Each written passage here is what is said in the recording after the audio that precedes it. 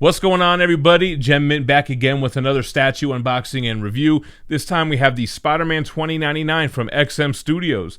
You know, it's been a while since I reviewed a Spider-Man 2099.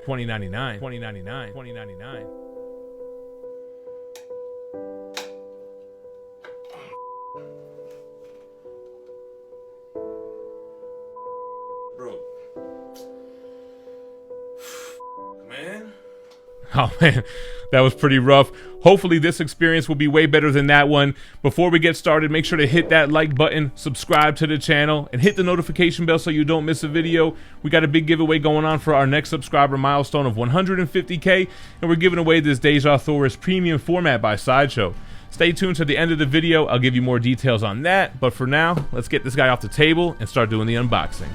Alright guys, so here's the box. XM typically goes more for functionality more than aesthetics when it comes to their art box. So here's the inside. I almost forgot, it does have the black envelope that has some pamphlets inside here. First we have the package contents, shows where everything is in the box. The back has the QR code which links to their YouTube video for assembly. And of course it has the art print. Beautiful art print here. I think this looks great. The coloring is great. Everything. Love that piece. Alright, so after we take a look at this, we're going to go ahead and lift off the top lid. You see all the pieces in plastic and paper. Let's remove that, and let's look at this kickstand plaque here. So, Spider-Man 2099, you have that little XM case, very nice. Let's go ahead and open this up. And it kind of, you know, gives me trading card vibes. It's almost like a hologram, if you will, except it's like a metal plaque. Then it has the kickstand on the back, but mine looks like it's upside down. Gonna have to see if I can pop that out and put that in the right way. And first up we have the cape, and I'm getting flashbacks already. It does feel pretty brittle, like the Prime 1 Studio one, but hopefully they learn from those engineering issues and this one won't break as easily. It does feel a little bit more sturdy. This is a piece of weaponry that will be on the front of the vehicle that Miguel O'Hara is standing on top of, so a little futuristic gun here. Then we have another piece of the base here, a propeller that's going to go underneath him. It's got a lot of weathering and damage to it, a nice dull shine as well. There's the key notch. And then we have the handlebars for the vehicle. A lot of handlebars lately between Samurai Harley, Deadpool, and now Spider-Man 2099. Some great detailing there. And then we have the large mechanical arm that kind of connects the vehicle portion to the little kind of like helicopter pad on the top that Spider-Man's leaning against. This is the piece in question. Pretty big piece. Again, a lot of damage and weathering, scratch marks, damage around the rim here. I like how you can see this tire. Looks like a rubber, although it's sculpted. And then the bottom where the propeller goes. So I guess part of the piece that makes this fly. And then the base itself. And they did a great job of showcasing damage here. I don't know how they sculpted this vehicle that doesn't exist and then make it look like it got into an accident. So many jagged pieces around the bottom.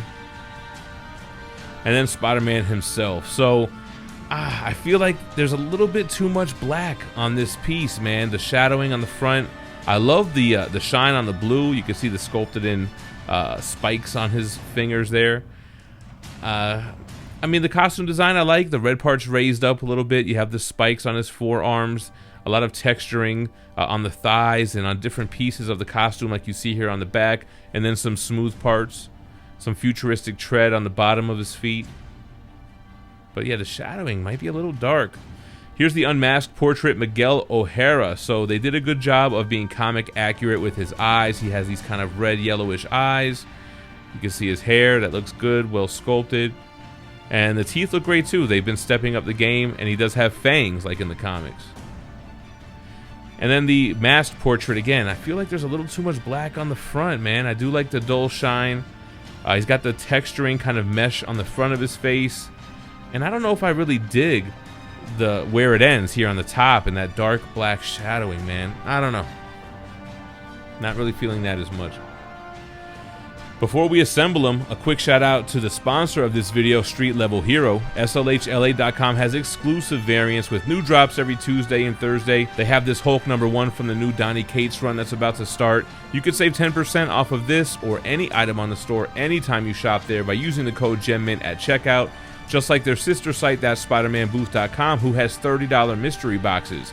You're guaranteed 5 comics of retail value, and one of those boxes is going to have their giveaway prize, this Spawn 300 CGC 9.8 Gold Foil Edition. I believe this was a Comic-Con exclusive.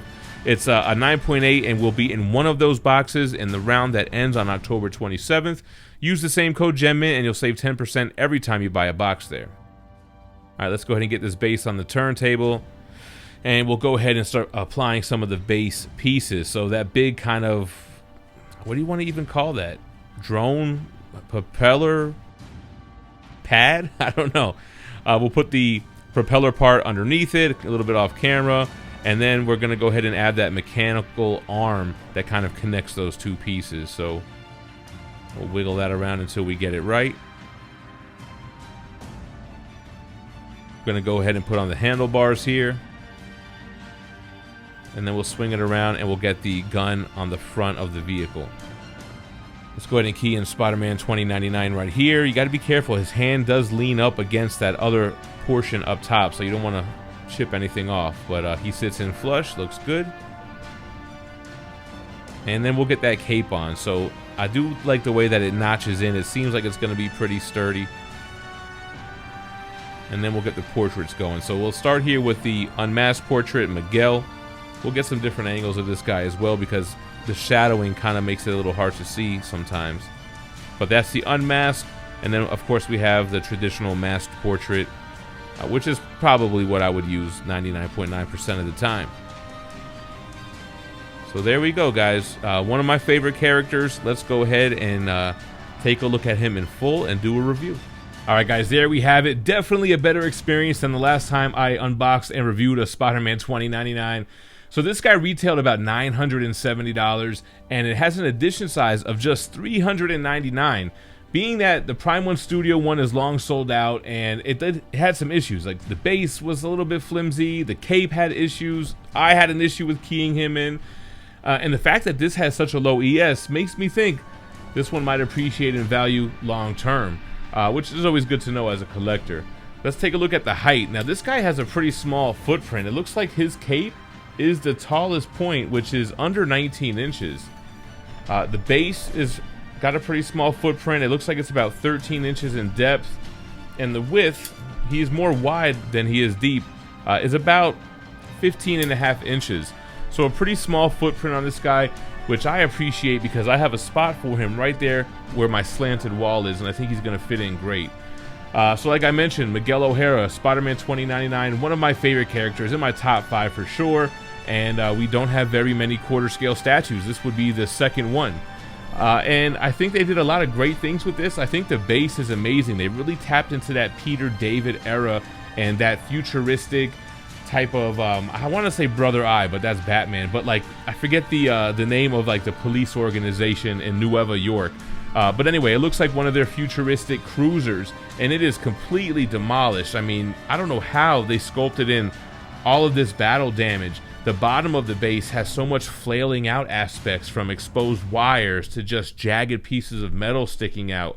You can see kind of the other part of the flying mechanism, which is folded underneath the central part here, while Miguel is leaning up against the other hovercraft portion of this. So I think that the sculpt is amazing, how they, like I said, made something completely new. This vehicle does not exist in real life, and then they made it look like it got battle damaged. The paint matches that. You have this gray with red stripes on it, and it really matches the wear that it's been going through, the nicks and scratches all along it, and just the intricacies in the mechanics underneath this vehicle. And then of course we have the main event, Spider-Man on top. I like the pose. I like the agility that he's showing. One foot on the vehicle, the other foot on the propeller. You could tell he's ready to pounce off of this thing and jump away, or perhaps glide downward in this tall city that he's in.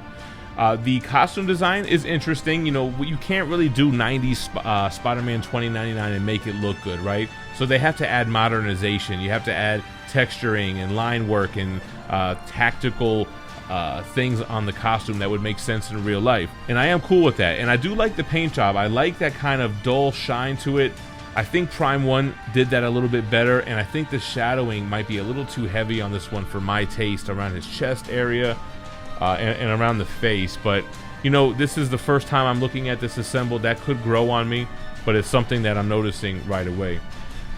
Portrait looks good as well. I mean, you can see that there's a human face underneath the mask there. You can see the crevices in the eyes, the texturing there, just the shadowing is kind of throwing me off. And then the unmasked portrait. You know, it's one of those things where you probably will never use it, but you would complain to all hell if you didn't have it. The skin texture looks great. The expression with his nose crinkled and his eyebrows furrowed. Teeth look amazing. They really have been knocking that out the park. And very realistic hair sculpted in as well. Then you have that cape. Feels similar in brittleness as the Prime 1 Studio one, so I'm hoping that one doesn't fall on its own and break in half like mine did. It feels a little tougher than that, and it feels more secured in his back, the way that it's almost laying in such a way where it couldn't fall out. Overall, definitely happy with this piece. Love the character. Love having a Spider-Man 2099 back in the collection. A little bit more space manageable for this one. He's not small, but I think it has a respectable footprint as far as the base and the height of him. Let me know what you think about Miguel O'Hara Spider-Man 2099 in the comments down below. We are doing the giveaway for the Deja Thoris once we hit our next subscriber milestone of 150K. And that's all you got to do is be subscribed, leave a like, comment below. Once we reach the milestone, we'll go live, pick a random video where I promoted the giveaway, and use a random YouTube comment generator to draw a worldwide winner. As always, I appreciate you guys watching, but don't go anywhere. Check out my other statue unboxing and reviews, and I'll leave you with Spider-Man spinning on the turntable. Stay minty fresh, y'all. Peace.